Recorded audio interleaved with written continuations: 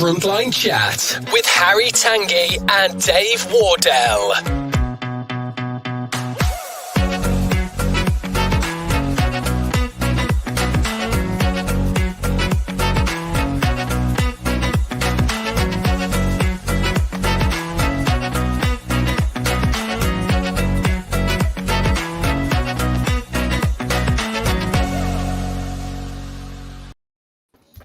You get the full picture, mate. There you go. Yes. Hey. What's your sound? Hello, baby. His foot on the keyboard is probably about to end the show. Yeah, it's good. He's probably got very good taste, haven't you, Finn? You've seen this thing before. Yeah. You realise the effort of watching is really not worth it. However, actually, quite a few people think it is, so it's great. It's great to come back. No guest today, just Finn and myself. Don't know where Dave is, but there we go. I'll make an appearance now then.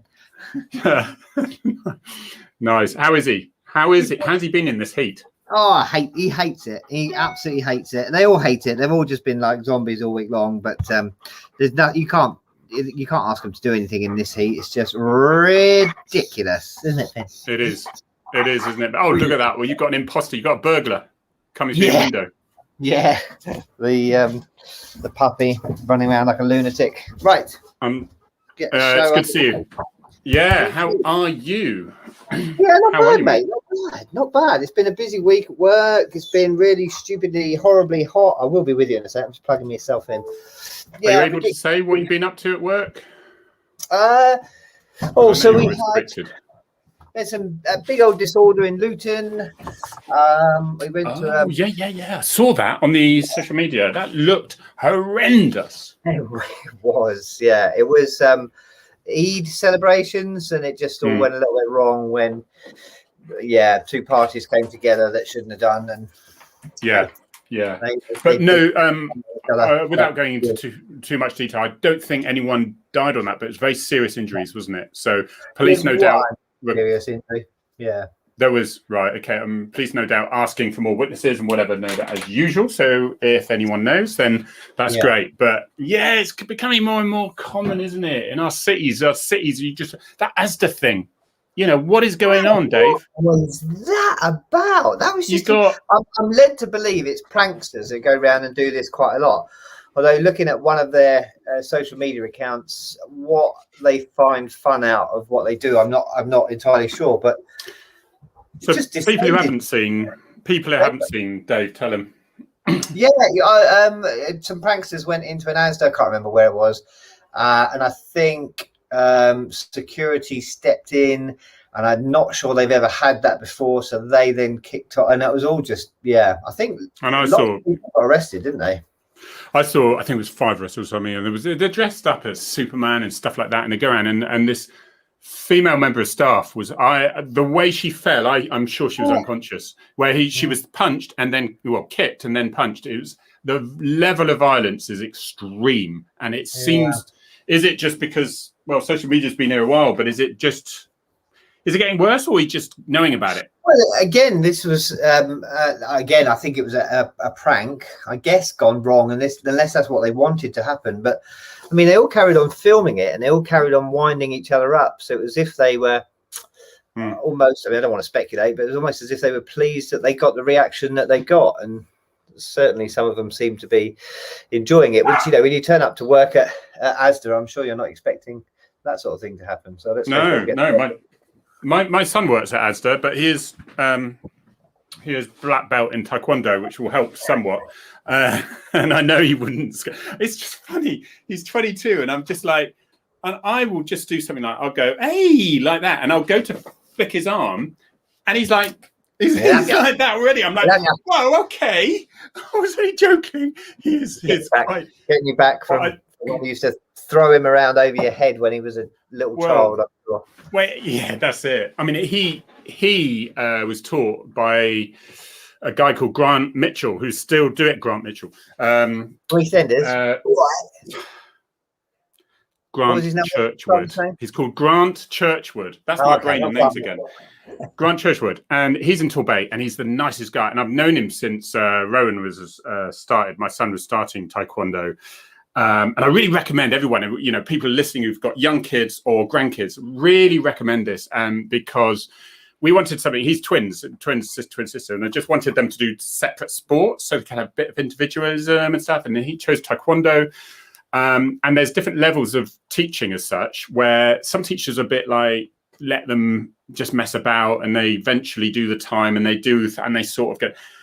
Grant is a disciplinarian, but with a incredible sense of humor as well. You know, I mean, for the young kids, they're defending off squirrels and start attacking squirrels and things. You know, that's how it goes.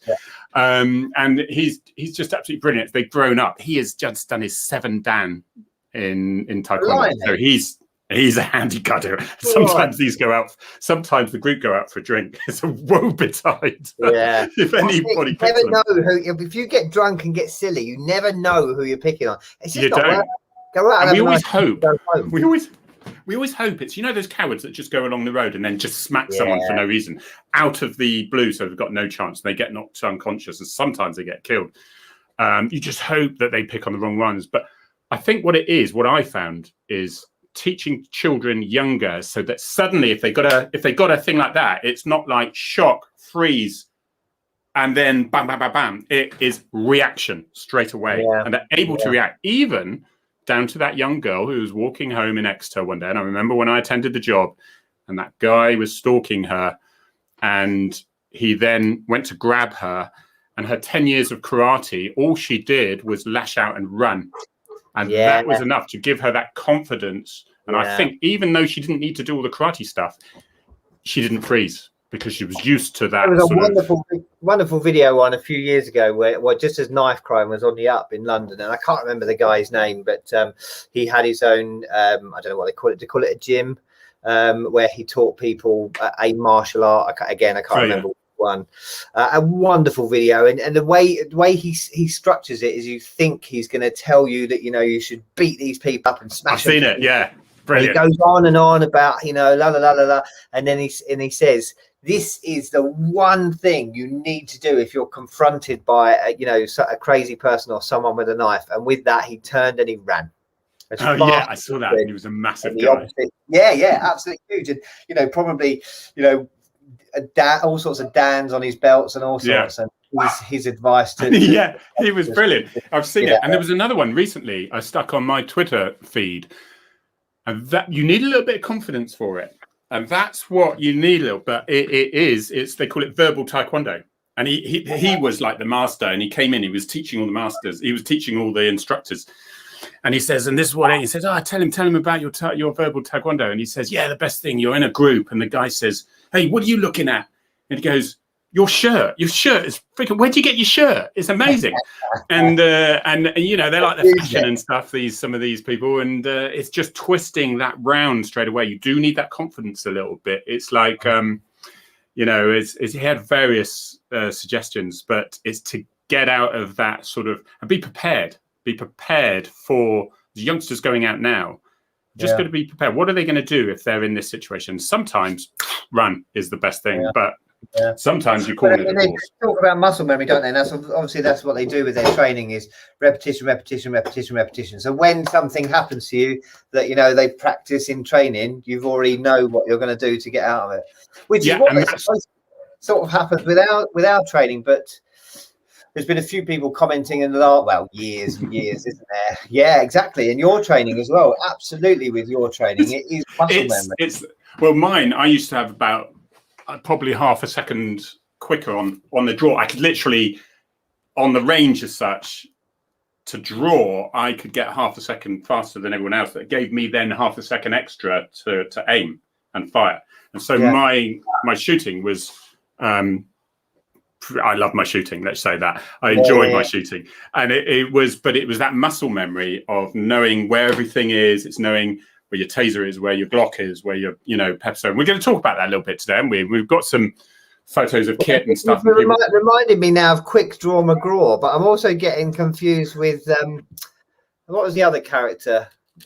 Droopy, was it? The really slow talking, you know what? I'm a hero. Really slow. And they'd be filming, obviously it's cartoon, they'd film the cartoon and something would happen, and then they wouldn't break from the character who looks like he hasn't moved, but then the aggressor is on the floor on his back, and he's done it, this slow character, and he's dealt with the So we're going to call you Quick Draw McGraw for the rest of today's show. Yeah, it might not hit anything, but yeah, okay.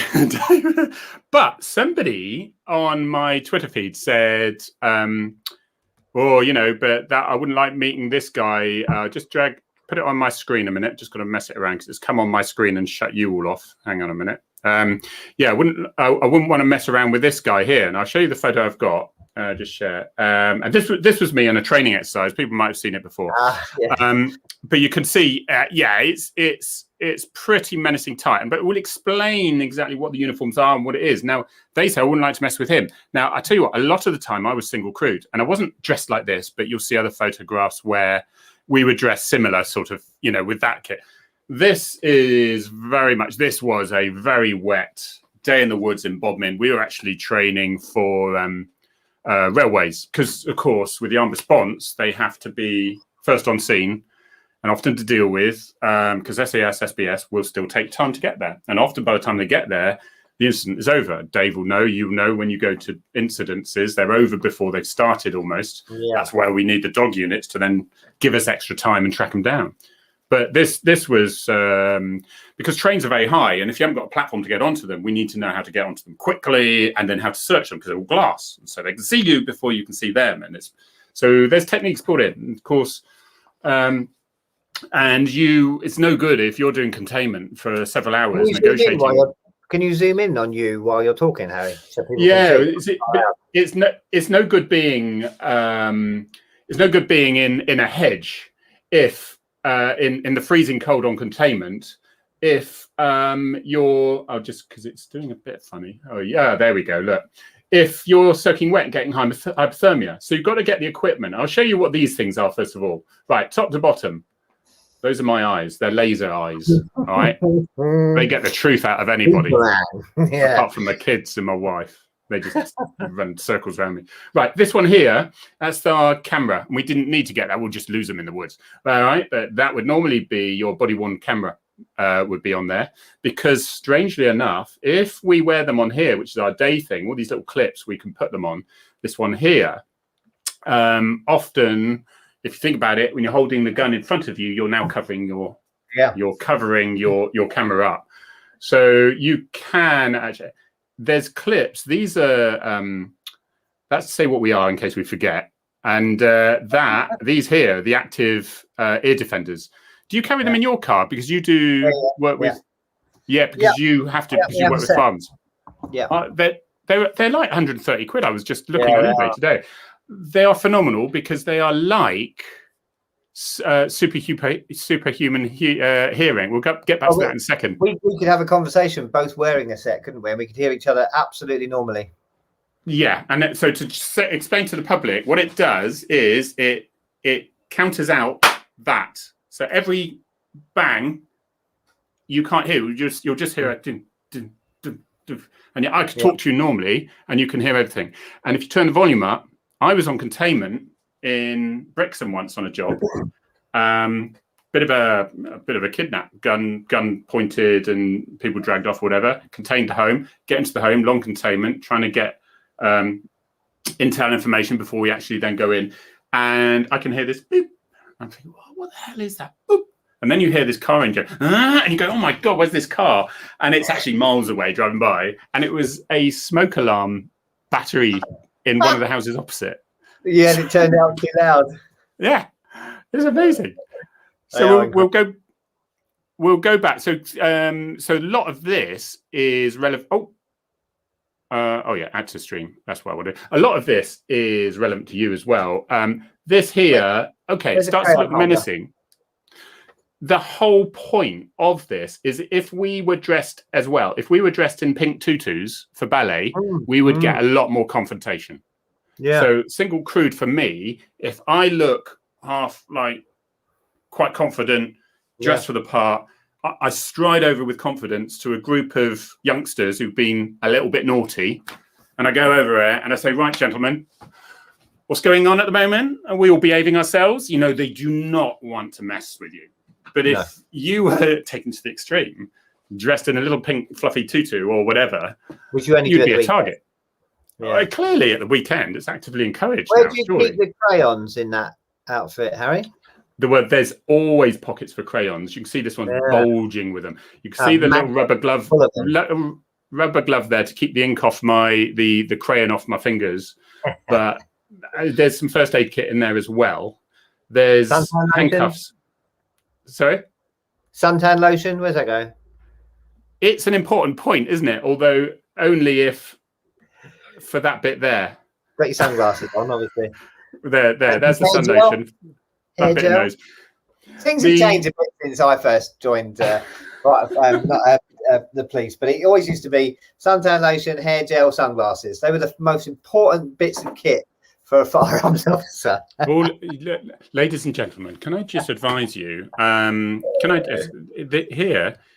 Here is a story about stereotyping, and you should never stereotype people. It's a bad thing to do. And if you stereotype people, there was that. It was exactly like that, to be honest. In fairness, that's true. So anyway, So you said, well, why do you need balaclavas? We have stun grenades, and there's lots of flashbangs, and they are extremely powerful. They are very, very loud. If you haven't got your earmuffs, we have to use them carefully in certain places because they will burst eardrums, certainly off children and things. So won't be used unless they're expensive too. Yeah, but I don't pay for them. Well, you lot do out there. Yeah, but we deal with people that we really don't want them to see our faces, do we? There is that, but it is that protection on that side of things. It's a lot of more social media and things like that, I think. But obviously, radio. People say, "Is this some cannabis that I was hiding in my thing?" That's a scrim net. And if you look, the human eye in a tree. So I say I was in a hedge and I was on the human eye can pick up your shoulder and your head. It's an unnatural form. Although humans, it's quite natural, but it's an unnatural form. So you put a scrim net in, so you can see the person underneath, but it covers that. Your eye is not attracted to it, so you then disappear, and that could be certainly in rural areas and that side of things. What have you got there, mate? What else have we got? Should we go look? Tell me the difference, because did you start off with CS spray and then go to pepper spray, Dave? Yeah. That's what's in there. So what can you remember, or shall I let you know the difference? Why did we move to pepper spray? Because one of the reasons was it wasn't always uniform, was it? You could have a can that was really strong, and yes, exactly that. There was at all, because pepper can be it's a natural, it's a natural item, and some peppers are strong. Some. The other reason is because what happened to me once. I don't know about you, but I was chasing someone. They turned to fight me. I CS sprayed them, which puts this plume of cloud of CS spray, and then they ran away. So I ran after them straight through my cloud of CS. It was the funniest foot chase in the world, though. It was through people's kitchens and all sorts. Oh, blimey. It was through their back garden, through their back door. Old couple having their breakfast, literally in the kitchen. He ran through. I ran through. I think I shouted "morning." Nick a bit of toast as you went. I should have done. It was hysterical. And then got my prisoner, because then the prisoners were marinated, weren't they, in CS? And you put them in the van, and then you put your head out the window as you're driving back. Everybody gets it. Back at custody, everybody got it. Then when they took their top off, everybody got reinfected again. And God forbid if you were male in particular and you went to the toilet. Yeah. But pepper spray came in. The major advantage of pepper spray was there was less contamination for everyone else, cross-contamination. It's more of a goo. So what you do, you spray it above people's eyes so it then drips down into their eyes, even behind their glasses. And I could spray it at Dave and then run after him, and it would still be on Dave. So yeah. So That was that's the pepper spray was in there. To be honest, I'll be frank with you, and you can see there's the holster for the taser. I would use taser every day. People think taser is more dangerous and it's like a gun, so it must be pepper spray, taser, gun. No, taser every time, because they're completely zero affected after a minute. We saw an amazing use of tasers, didn't we? Again, obviously we won't talk too much about the job, but in so probably called I can't remember where it was. Again, I'm rubbish, aren't I, with details. But it doesn't matter, does it? Very effectively when officers were being attacked. So it certainly does have uses. It really does. And this time of year, it's incredible because people are not wearing many clothes. It's a great bit of kit. But not to be relied on. You just hit on it there. Not to be relied on because it isn't foolproof. Ready. If something doesn't work, if your CS doesn't work, if your baton doesn't work, if your taser doesn't work, if your dog doesn't work, if your gun doesn't work, you've got to be ready for the next.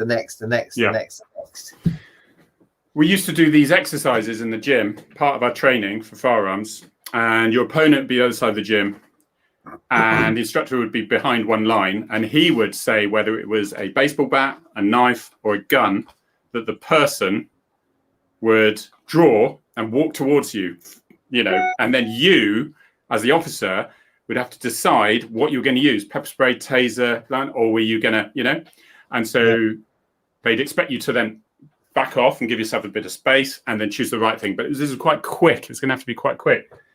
Some people, right, baseball bat, I would try to use taser, pepper spray sometimes, but taser or whatever. It's a little bit more flexibility. Yes, it can kill you. It's less likely to, unless you are pinned down and they're literally bang, bang, bang. Some officers, less experienced, I would say as well, would, for a knife, would try to taser them. And every time I got my Glock out and I would shoot them, in the exercise. Though I haven't got bodies circling around. Because I'm not going to risk my life that second barb is going to go into the person, that the person is not wearing such thick clothing that the taser won't work. Why should I risk my life? They're coming at me with a knife. So, and that was perfectly able to do that. It was perfectly lawful to do that. Some officers felt a little bit, oh no, taser got it. It's a bit less than a gun. I'll use that. And it's a good lesson for everyone, really, I think. I think sometimes some of us, when we first start, we think, oh gosh, because obviously they teach you a lot about use of force and the different levels and the justification and stuff for it and training around the justification of use of force. When you first come out, I think you're a little bit like, laying hands on someone for the first time is quite a thing. It is quite a thing, taking somebody's liberty away and using force to do it if that's necessary.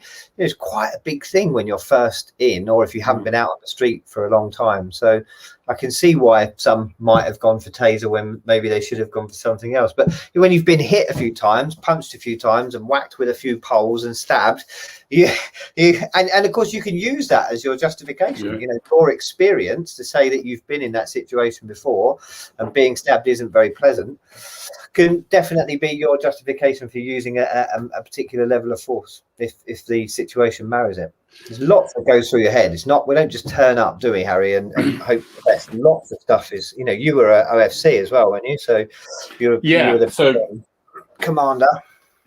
Yeah, so it's sort of team leader on the ground sort of thing. So you're basically, when you get to, you're briefed by tactical firearms commander. You've got a good idea, and they are with a firearms tactics advisor, which I was as well, but you wouldn't ever be the two together. And then, so you're the team on the plot, you're at the house or you're whatever. And so you make sure that you've got good containment all round, who's where, you've got good communication then. Now let's settle. Obviously, if it was emergency entry, it was emergency search. If something's they've gone bang, they say, I'm going to shoot them, bang. Then there's no good waiting around. You've got human rights here. You've got people who are bleeding to death and need to go in. And I had one of those in our force very recently. They had two jobs. Two very significant jobs, I think 1 day apart, and then TVP had a very serious job as well in the same week. So there were three, and probably more nationally as well, where you know, officers didn't have time. Once they got there, it was happening and they had to deal with it. And it was all very quick and very dynamic, which comes with your training, doesn't it? They do teach you the longer stuff, the negotiating stuff, the slower searching and tactics, but they also teach you to get the hell in there. Someone's life is at risk, immediate risk. Get in there, get the job done, get it searched, and get everybody as safe, as safe a resolution as possible for everyone. Indeed. For everyone. That's the key point to make. It's got to be as safe a resolution as possible for everybody. That's what we try. That's the whole point, is if they're in there and they're on their own, what's the harm? Why are we rushing in? There's no point in rushing in. So you'll find the teams won't rush in then. What they'll do is negotiate them with them so they come out, because there's no point. Then everything's at a plan, it's at a slow time. It's that the emergency search is always quite, and that's why we have stuns as well, especially if not all forces will have single, but Devon Corn we could at sometimes as well, which was quite good. But if I was an odd person on the team, then I would be the single person. Because a lot of time they wouldn't want someone sat with me when I'm doing a pursuit tactics report for somebody, or I'm doing farms tactics advice for a commander who's the other side of the force. And of course, if that goes on a bit, then I will head down there as well. So, and then you're wasting an officer if they're strapped to your back, sort of thing. So, but with that meant that I only had to do it once for emergency search, and if it had progressed, I'm searching rooms. If I search that room and he comes out behind me from another room opposite, I'm in trouble. So what I would be doing is chucking a stun grenade in that room opposite to then search this one. So that gives me some cover. But then if I knew somebody was in there and they were going to again, those stun grenades are phenomenal. I mean, I've been present when you've got ear defenders, body armor and your whole rib cage is going wow. They are. You would be a blubbing wreck hiding under the bed, no matter how tough you were. Definitely. A couple of questions. Someone said, how much freedom do you have when it comes to setting up your own kit? 0. It's all got to go through Tangye. It's all got to, it's all got to be tested to the nth degree. So certain, I'd imagine most units, you get the kit that's been, the amount of effort that goes into Harry's kit there is huge. Although sometimes, I will confess, this is not standard. Right. But I found it better than the kit, because it's often done by the same people who provide the kit for the police and military. They literally will do they'll just do it khaki, send it across to the army and stuff like that. A lot of our kit is learnt from the military because it's used, tried and tested. So, but this one, I like this because you would actually pull down from Thin Blue Line Badge, drag that down, and on the lid and inside, it's got scissors, it's got oral pharyngeal airway, which is the tube into the mouth. It's got nasal pharyngeal airway, nose, back, and it's got bandages and so on there. So this torch here is this one here, which is mine. Otherwise, I wouldn't have it. People often ask, which is the best torch to use? That is a USB charger, USB. So no worries with batteries. And is that Unilight? Mine is. That's it. You've just given everyone an epileptic fit probably with that one. Yeah, there might be a Claris one, which is, I put a lot, I've asked my American friends because they love their kit, and they recommended Claris. I was going to say, torch, I've got a little collection of kit here in front of me, which are my things that I make sure I never leave the house with. And this is one. And I actually carry 2 torches just in case this one goes down, because if you end up in the middle of nowhere, searching or tracking for someone, then this really is or can be your best friend. So torch. They've come a long way, haven't they, mate? And that torch there is about 130 quid. That one. It's USB, so you literally plug it in where your computer and your mobile phone, and it is the strongest. I mean, it's got a massive, and it's good for either. I'll do it on the wall behind me because this can set people off, I think, with ultra bright, and then just for and then goes down to quite low for writing, just writing stuff. And as you'll see, and it has got the flash for, which is, I'd never know what for, but whatever. But if you see where it is on my equipment here, I can tilt it I can tilt it so I can use it for my report writing and things like that. That just run through this, so we'll finish this. Because Dave, if you've got some other kit there, I don't know, it'd be good. We'll go through yours in a minute, whatever. But G36, this is, you can see 2 magazines there, because if one actually jams or you run out of rounds, especially when you're looking at terrorists, so it could be you're trying to pin them down while you're getting other people in positions. So gone are the days where we had such small magazines of rounds because someone was angry in a house. You know, we're talking potentially terrorist incidents now, so you need to be prepared.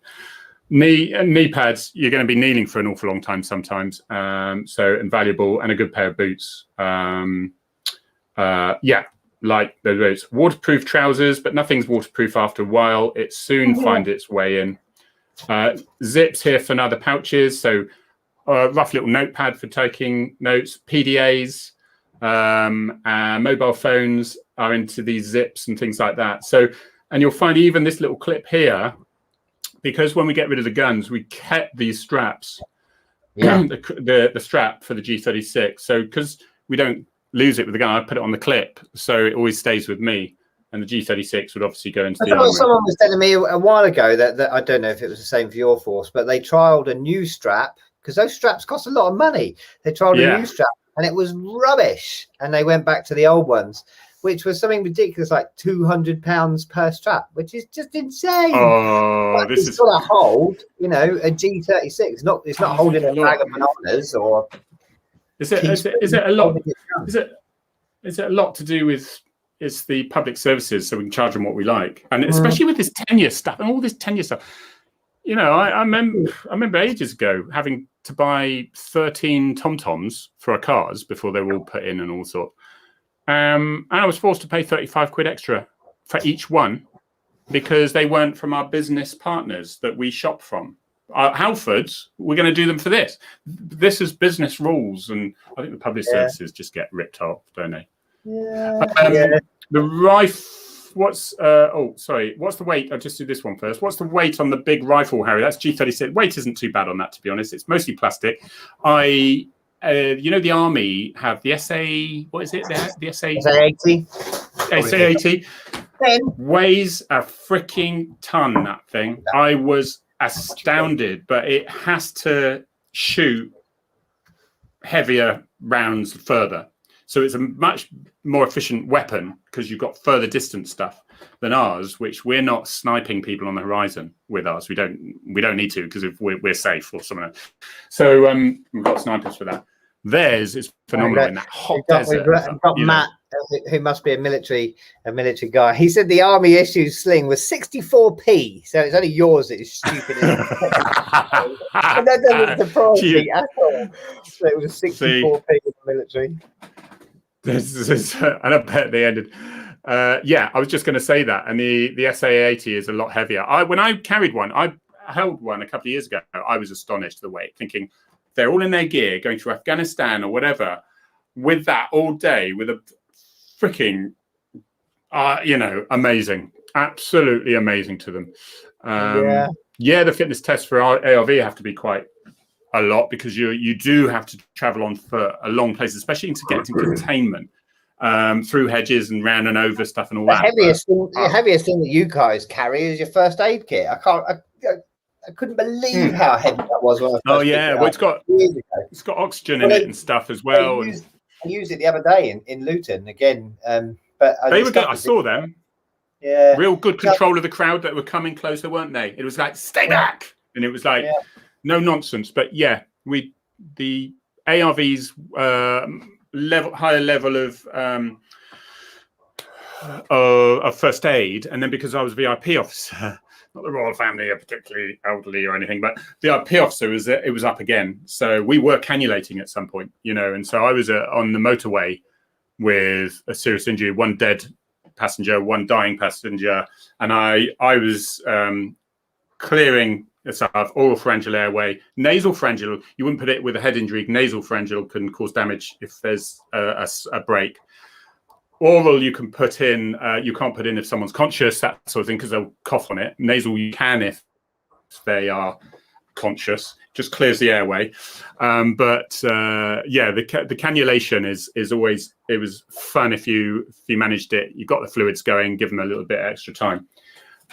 So yeah, those ARVs and Luton, they're getting quite proficient at it. Great guys. That's my team. They're absolutely spot on. And once they were finished with that job, they were on to the next. They're absolutely wonderful bunch of guys and girls. Absolutely amazing team. As someone said, has Harry ever shot anyone? I think most ARV officers, armed officers, plan to go their entire career without having ever shot anyone. I think that is probably the aim for most of you. I didn't even shoot myself in the foot. But and I say, and I actually write in that one. That's my autobiography. But I was right. You're quite right. The last thing any AFO, and if there was anyone who said, "Oh, I hope I get to shoot someone in my career," they would be out straight away. They are not the type you want. Basically the hassle and fear that comes after. There is a retired Met guy. You'll know his name. You've probably met him. Who I think, what was his tally? 3 by the time he retired. Yeah. I mean that was a lot. He's it was, but I used to be a post-incident manager deputy as such. So basically, post-shooting, you would go in and then facilitate the inquiry, but very much have the welfare of those armed officers in mind, because what you have, the investigating officers come, usually from a CID background in the old days, they would come down and they would treat it as a murder, and officers were treated abysmally. And so that's what that is. And I had a lecture from him, and we all did, and each one, if you look at all the evidence, was absolutely right. He was just in a job where he was shoved in the front line, particularly dangerous incidences. But yeah, the press, he said something quite interesting to me, actually. Tony, what's his name? Tony, my name's, you know what I'm like, not Longman or anything, but Tony, someone will come up on it. He said something very interesting. There was obviously some sort of leak, first of all, he thought, because newspapers got it and said, and it was very much a headline of multiple killer cop bags another one or something like that. Do you know what I mean? Yeah. And then when he was given the judge's commendation for the incredible effort on the third shooting, because he was shot at first on the third shooting with a sawn-off shotgun. So it was in reply in open. The judge, and he said, and the thing is, of course, there's no newspaper headline for that. No, of course there isn't. It never is. And Tony Long, thank you. I think Tony Longman. Tony Long, thank you. I mean, he's a no nonsense guy. He's like a bit of a geezer sort of thing, and of course, people stereotype with that as well, don't they? They go, "Oh, yeah, and he's obviously a bit of a geezer." But people see my photo. It comes back to what you said a little while ago. You did this training, and some officers pulled the taser out when they had a knife pointed at them. Well, every time he shot, he had a gun pointed at him. And there will be officers out there. Hopefully, their training changes. Yeah. But over the years, there will have been officers that have had guns pointed at them and they haven't shot. Well, in America, my friends, you raise a gun at them, you ain't going. Well, I would. I'm sorry, without talking about individual ones, but I often see something where something and you've got the two guns pointing at each other, and the police doesn't shoot, and they're commended for it. Sorry, their colleagues will not want to work with that police officer because. Why haven't they shot? Why are they giving that man a benefit of the doubt? And say, for example, the bad guy had shot the police officer because the police officer didn't shoot him first. And then the bad guy has got freedom to shoot whoever else he likes. It's the repercussions for that. So it's quite a responsibility. Is if you feel that yourself or somebody else is in immediate danger, and that person has the ability to immediately take their life, then you've got a responsibility. You cannot say, "Oh, I'm sure he probably only bluffing it." You can't afford to do that. Got a good point there. A week after Finn was stabbed, a very good colleague of mine from my team, he's now retired. He went to a job. It was in Luton, but they were the closest unit, and it wasn't a firearms job. It was just there's lots of shouting coming from an address. Can you go there? We see you're driving past. There's no other units available. And they got there, and when they got there, they could hear screaming. It wasn't shouting, it was screaming. It sounded like someone was in serious trouble. So they kicked the door in. Again, it wasn't a firearm. So still, at that point, they kicked the door in. to see the bloke down the end of the corridor on the sofa, straddled over his wife, a knife in each hand, going like that. And then he saw them, jumped up and ran down the corridor like that. He did everything he possibly could not to shoot him, but he's been run out with knives. So he pulled his gun out, shot him, blew the top of his own finger off. And I can't remember how long he was investigating. I mean, that was stone bonker, but the investigation lasted years. Long And into his that's why had to ask permission to retire. And that's why police officers do not want to shoot people, because it's hell afterwards. And yeah, so that's it. No, I didn't manage not to. Devon and Cornwall, believe it or not, have got a relatively high shooting rate over the years because but there's a lot of mental health here as well. If somebody gets a gun and they're aggressive, they're doing, and we have drugs here like everywhere else and that side of things. And you've got, so people are wandering around trying to chop people up with samurai swords and things. It's never good. Never good. And of course, no one's ever a winner, especially when mental health is involved. You've stopped them from killing other people, but the headline is, mentally ill granddad shot by a police officer, when that police officer left it to the very last minute where he was going to have his own head taken off.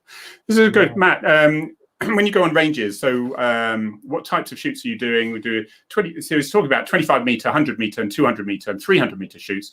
Obviously, armed police isn't long distance firefights, I assume. And do you fight in all different positions? Yes. Well, I did VIP and I did the the ARV. Very different qualification shoots. We do 100 meter shoots with the G36. Tried it with a Glock 100 meter shoot, actually, as just a bit of an experiment.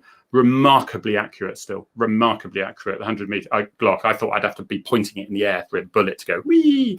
The more things we tend to do, we do quite a lot of close quarter stuff. You've got this 50 meter indoor range. You walk right down to literally 7 meters, because VIP is very much sort of quick draw, and it's bang. And then sometimes it's the evaluation. Sometimes you say, well, why are you doing 2 shots to the body and 1 shot to the head?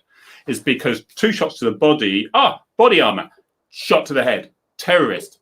It's that side of things. So it's learning to assess which. And then what we do is you can do like 15 meters, 20 meter, 15 meter shoots where you are literally, so we would draw and you've got 3 targets. So you go 2 in the body, 2 in the body, 2 in the body, 1 in the first head. It's that dexterity, and it's almost, and then of course you get the 25 meters where it's 1 shot, and then it's 4 of those, and then kneeling 1 shot to the body. That side of it. Very, very. And then there's VIP. There's a shot, and then you run all together in a line to closer, one-handed, protecting your VIP. Another shot. Masses. It's masses of. It's good fun. It's good fun. It's when you're training. It's almost like a sport. But it's stressful because if you don't get everything in the right places, you lose your ticket and you're off. And of course, we have snipers. Maria just saying that rural areas have more guns with farmers. There they are, but farmers and farmers' families tend to use them on themselves rather than anybody else. In the city, if there's a gun, there's probably not a very legitimate. I'll tell you what was common, though, Dave. What was common, unfortunately, I've had a number of jobs. Well, we'd get a call from a frantic member of the public to say somebody, because even if you're not a farmer, you usually know someone who's got shotguns in Devon and Cornwall. They've got there's most guns per square mile in Devon and Cornwall than the rest of the country. I think there's bar one other place, probably London, but no. And so people know where to get them. So somebody finds their missus having an affair, they get the shotgun and they're going to the boyfriends, and we get the call. So now we've got to protect the girlfriend in case he doubles back and decides, well, if I can't have you, he can't either. You got to, and then you find she's missing. So you think, right, she's got parents in another town. So you've got to get local officers there. We'd love to get armed officers, but you haven't got enough. So you're that's to sort of, if they've got children in a school, you've got to get to the school and get them to the place of safety. You've got to find the offender, obviously, as a man of priority. He's in a vehicle. So you've got to track the vehicle, trace the vehicle, and then you've got to have your resources in the right places. So sometimes I've had ARVs going to various places as contingencies, and I've stuck an ARV in a helicopter so that once he's located, that helicopter can then boost the numbers in the right places with that. Yeah. So, and that was sort of quite regular, because emotion is a powerful thing, isn't it? Yeah. JC's said, do you remember your first containment? He was obviously an AFO and a dog handler. I've got a couple of friends that have both done AFO. I think they've done both of them. How many do we have? I think we had about 5 or 6 dog men that were firearms officers. So obviously they decided to leave the rubbish job as a firearms officer and come to the much better job of the easier one. You mean? Is that what you meant? Is that what? The guy on my team, my teammate, he was an AFO and now he's a dog handler. He's a bloody good dog handler as well. And it is very different perspectives. Obviously, he knows both sides of the role, and it is very different. We obviously, as the AFO, he was technically in charge of the job on the ground, and as a dog handler, he's being directed as to what tactics they want him and his dog to use. But he loves being a dog handler, because we know full well that the baddies surrender to the dog, not to the firearms officers. Oh, we love the dog there, mate. We won't argue that one. They surrender to the dog. We won't argue that one. But I say there's nothing more dangerous than a dog handler who's kept his dog in the van. It's going to kick off then. He's going to protect his dog with this one. He's going in himself. It was like, apologies, first of all, these are all my photographs. Dave actually knows now how to share a screen. So, no, it's the latest development on our software. But I wasn't a dog handler. I was a dog handler once. Look, there's proof. Proof I was a dog handler and an AFO. Is that Maverick, the dog? I don't know. I'm ashamed to say. Where was that? This was my very last ARV job in Plymouth, training. This was one of the, because we trained 4 days every 6 weeks. This was searching a massive building that had been sold derelict, sort of thing. And the dog handler said, Twitter man, can I have a photograph, sort of thing. So, but you'll notice the patches here. People see that, and you see that a lot. This is national. I just love dogs, Dave. That's why I was like, I'd always grab a dog and cuddle it, and then think, oh, is it going to bite my head off? I forgot to ask. That's what that is there. And so police reminds me what I am. Sergeants, the red. So basically, if you think you've got earlys, nights and lates, lates and nights, if you like, if you're OCD, right? And my team was red team. So say, for example, we're based in Exeter, I'd have roughly 6 to 8 guys there, right? And Camborne would have loads, and somebody else would have some, and somebody else. All the teams on those early turns, they're always the same people on that early turn. We always have the same shift pattern. So we were red team. Lates come on, and they were like green there. What's really useful about that is that anyone, when you're dressed in all your helmets and your balaclavas and you can't see who's who, when you're an operational farms commander, which is that, you can look at everyone and go, right, I need somebody to go on, send them away and do containment on this other place to keep that secure. It's going to be a long job. So I'm going to use the fresh shift. I'm not going to use the one who's been on already for 10 hours. So it's really useful like that. And the OFC, obviously, your resources are looking around saying, where's team leader? Where's team leader? Oh, there he is. That sort of thing. We would have those blue because they don't attract the attention of light, because white would attract. You say, why is that there? Well, you could officially take that off. And then never forget that one. Yay.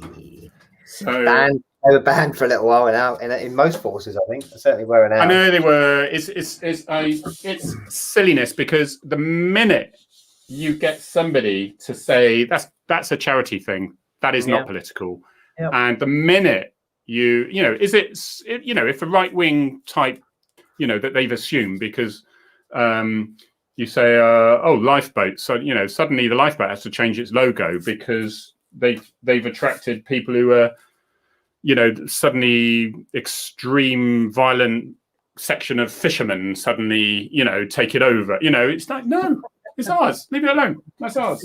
Yeah, that's it. A couple of questions come up. Do you get to choose your own boots? You probably could wear your own boots. A friend, my mate in America, he gets to choose whatever he wants, pretty much, including his gun. He has to have his service revolver, but not revolver gun, but he can choose other guns as well.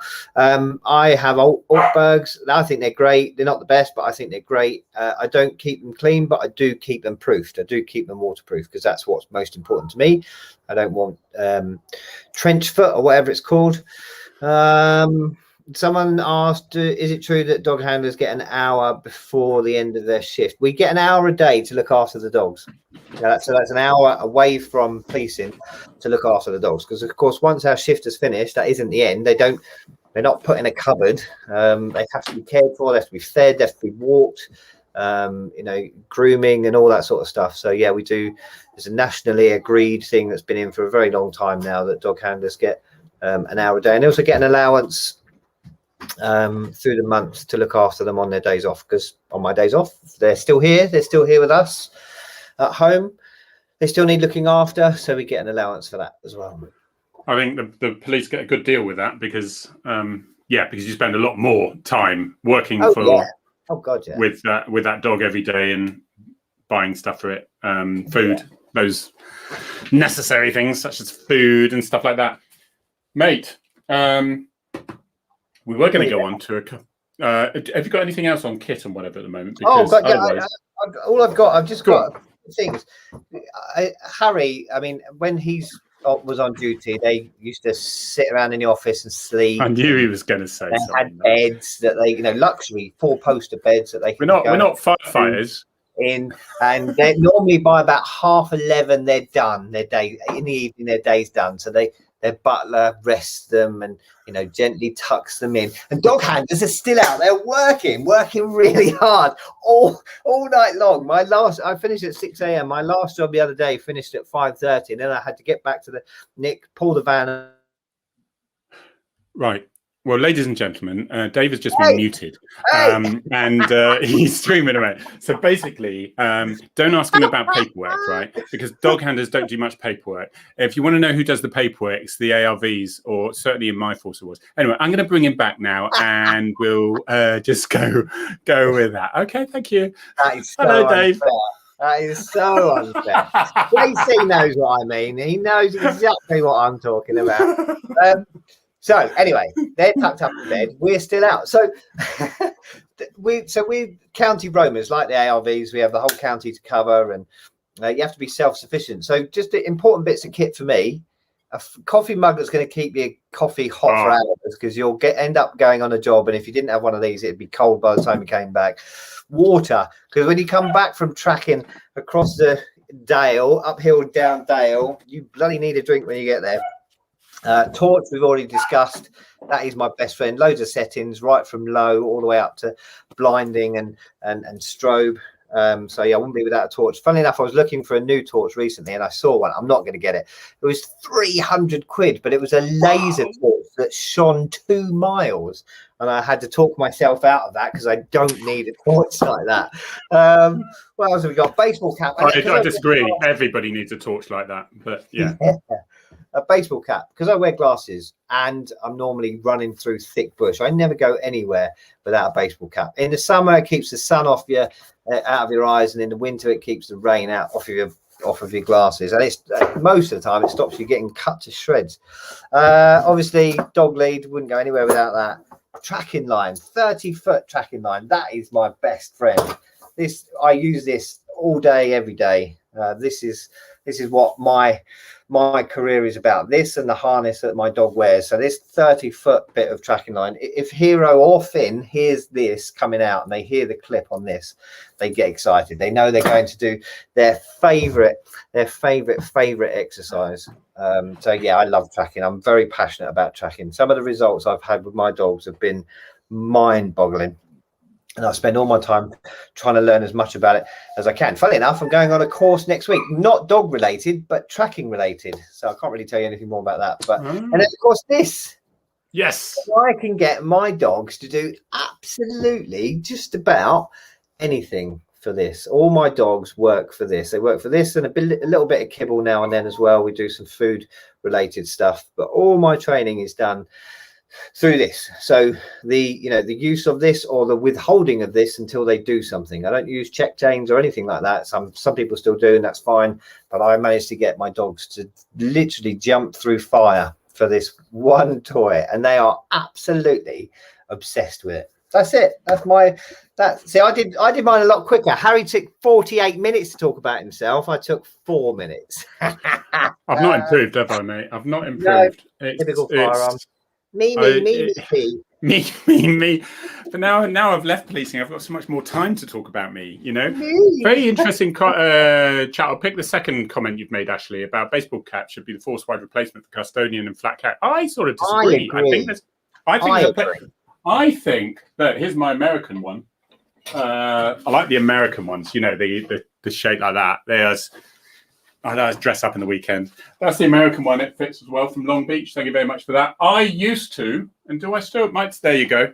Oh, here we go. This will be another 40 minutes. Radio channels.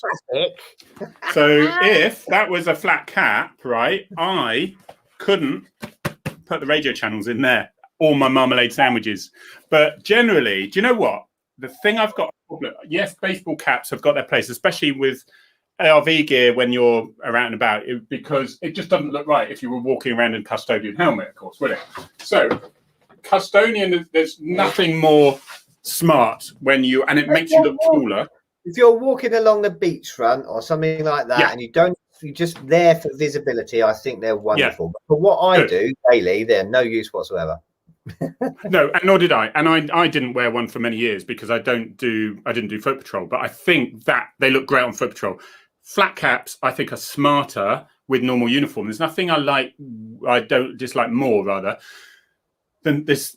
People are doing they've done all their training. They're doing their parades at the end. What's that? Passing out parade, and they've got a ropey old fleece and a little baseball cap. No.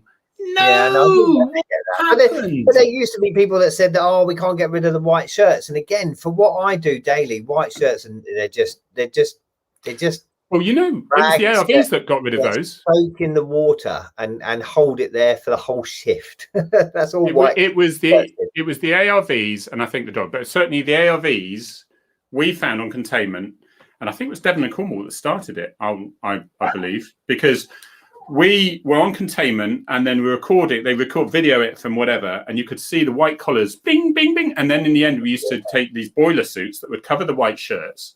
Yeah. And if there was a white collar out there, bing, just glowed up. So we went to black shirts and we went to this wicker stuff. And then suddenly you realize that they dried really quick. You didn't have to iron them. And it's the other departments and then everyone else, because they're like, they're £6 a shirt instead of what the white shirts were. Yes. Oh, don't get close to an officer wearing a wicking shirt because they stink.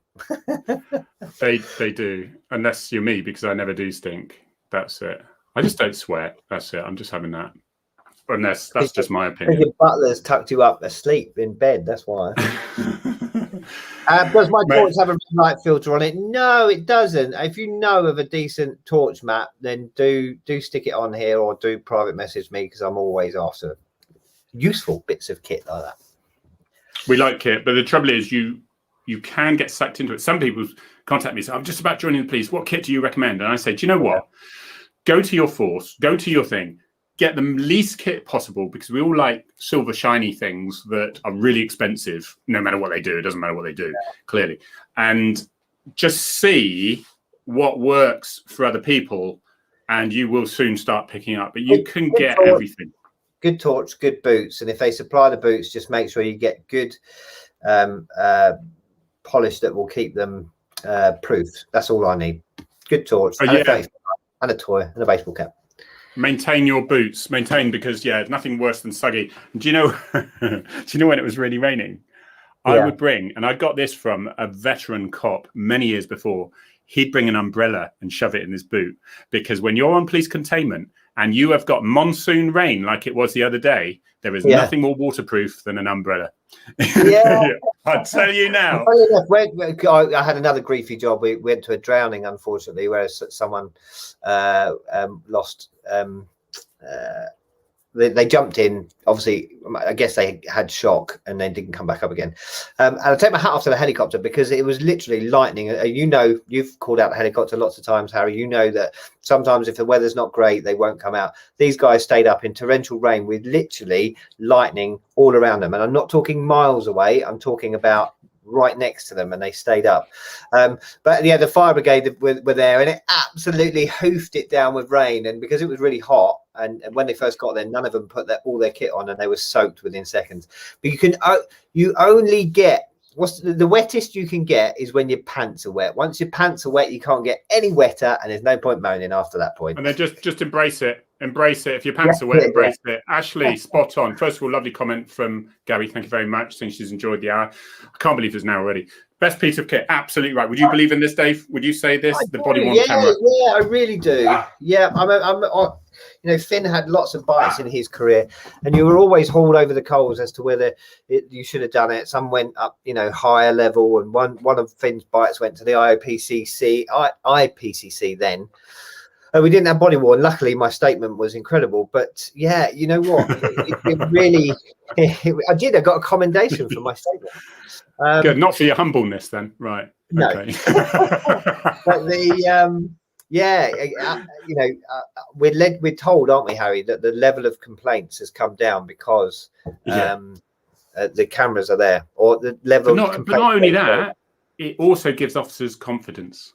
I've suddenly felt very confident, going into a place knowing that my backside was covered. No matter what went on in here, I knew that my behavior was right.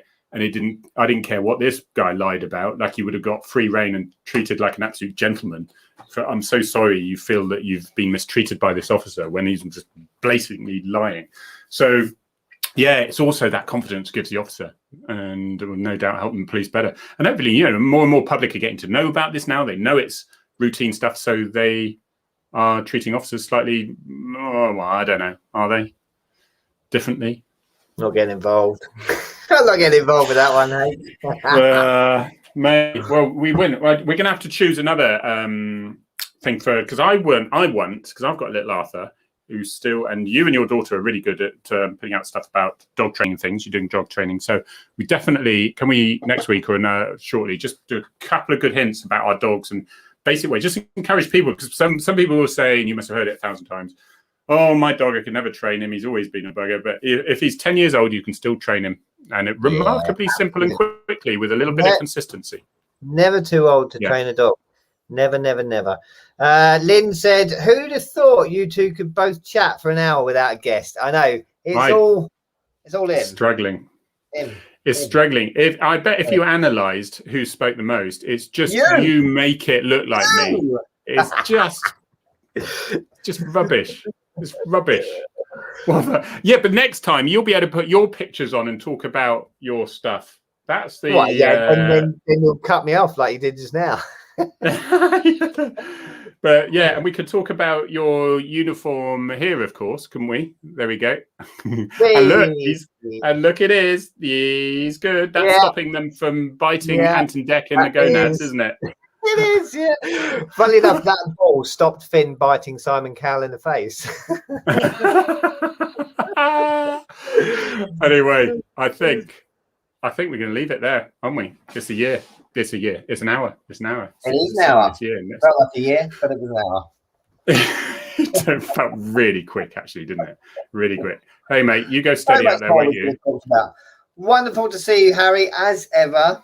We'll leave Dave in his sauna and with his Swedish accompanying. All right, now I'm going to move on. I'm going to leave you with Finn. Harry's still talking. He's going to talk for hours. I'm just going to leave you with Finn. I think it was balanced on the top of there. He's got quite a little thing there, isn't he? There we go. I will. There he is. That's a good shot of him, actually. That is a good shot. I need to go and visit your bar thing there. That's nice. You do, mate. Yeah, you do. He sees Steve McQueen in the background there. Yeah, I can. Yeah, he's a total hero of mine. Hero of mine. Bless him. Finn, you are an absolute star. I'm going to have to get him down here again soon. We've got to do that Dartmoor thing together, mate. Yeah, we definitely need to do that. When it cools down a little bit, let's do that Dartmoor thing. We'll do a bit of wild camping in Dartmoor. Ladies and gentlemen, that is the end of our hour. Lots of love. Stay safe out there. Bye-bye.